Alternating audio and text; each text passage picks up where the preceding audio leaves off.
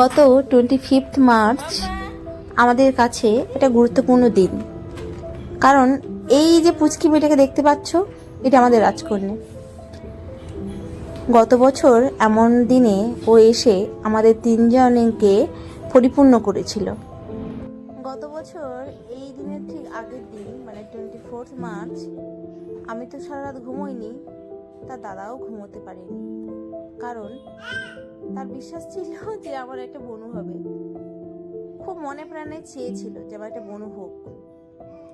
আর 25 March তাই সকালবেলা আমি রান্না বান্না করে ওর বাবার স্পর্শের খাবার বেঁধে চলে গেছিলাম হসপিটালে। আমাদের ছোট্ট, তখন তো জানতাম না, তবে এখন জানি যে আমাদের রাজকন্যাকে আনতে গেছিলাম।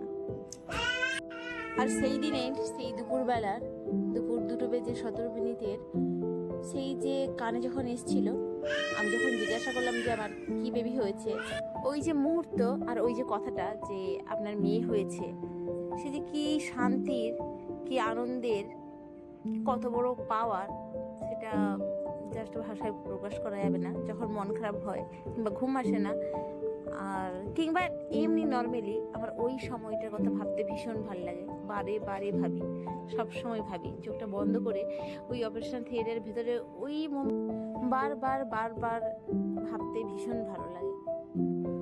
আজ থেকে আমার সেই ছোট্ট মেয়েটা আর কত মাসের বেবি বলতে হবে না, এখন থেকে সে কত বছর তাই বলবো। ওর এটা প্রথম জন্মদিন।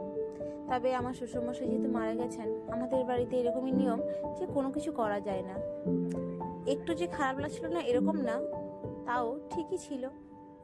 যেহেতু আমার বাবা আবার মুম্বাইতে আছেন, তো বাবার খুব ইচ্ছে ছিল যে কিছু একটা করি।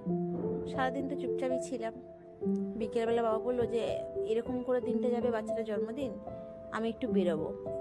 ওর বাবা ছিল অফিসে, আমাকে বলে চলো আমরা দুজন মিলে একটু বেরিয়ে আসি, ওর জন্য কিছু তো কেনাকাটা করি, একে একটা কিছু একটু কিনি। ও দাদাই গিয়ে সবকিছু অ্যারেঞ্জ করেছে। বাবা বললো যে টুকিটা কি এমনি কি করে বাড়িতে চলে যাবে, টুকিটা কি কিছু একটা হোক। তো তারপরে সব নিয়ে এসে সাজিয়ে গুছিয়ে এই যে আমরা সবাই মিলে সেলিব্রেট করছি ছোট্ট করে। স্পর্ণা আমার দ্বিতীয় সন্তান। প্রথমবারের মা হওয়ার তো সে এক আলাদা অনুভূতি, প্রথমবার তো প্রথমবারই হয়। তবে আমার এই মেয়ের জন্মানো থেকে শুরু করে, মানে আমি কনসিভ করা থেকে শুরু করে ওর জন্ম পর্যন্ত, ওই যে সময়টা আমার জীবনে ভীষণ গুরুত্বপূর্ণ একটা সময়। আমি যতদিন বেঁচে থাকবো ততদিন মনে থাকবে। মনে থাকে সব প্রেগনেন্সি সময় বা সব কিছু, কিন্তু এটা যে ভীষণ ইম্পর্ট্যান্ট সময়, মানে মনে রাখার মতো, মানে সেইভাবে মনে রাখার মতো আমার সময় কেটেছে। এত মানুষের ভালোবাসা পেয়েছি পুরো জার্নিতে। আর যেদিন ও হলো সেদিন মনে হয়েছিল পুরো পানভেলি অ্যাসোসিয়েশন, বাঙালি অ্যাসোসিয়েশন যে আমাদের আছে, ওই পুরো অ্যাসোসিয়েশনের বাড়িতে একটা মেয়ে হয়েছে। সবাই মিলে এত আনন্দ পেয়েছে, এত মজা করেছে। তো ওর জন্মদিনের সময় কি করে ভুলবো সেই সমস্ত মানুষের কথা, যারা এত ভালোবাসা দিয়েছে, আমার পুরো জার্নিতে এত পাশে থেকেছে, এতভাবে আমাকে সাপোর্ট করেছে। যাই হোক, তোমরা সবাই অনেক আশীর্বাদ করো আমার বাচ্চারা যাতে সুস্থ থাকে, ভালো থাকে। শুধু আমার বেবি না, পৃথিবীর সমস্ত বাচ্চারা ভালো থাকুক, সুস্থ থাকুক, আনন্দে থাকুক, এটাই কামনা। সাথে ধন্যবাদ ভগবানকে তো অবশ্যই আমার জীবনের এরকম একটা সেরা উপহার দেওয়ার জন্য। ভগবান ওদের সুস্থ রাখুক, ওদের ভালো রাখুক, আমার সমস্ত আয়ু আমার বাচ্চাদের হোক।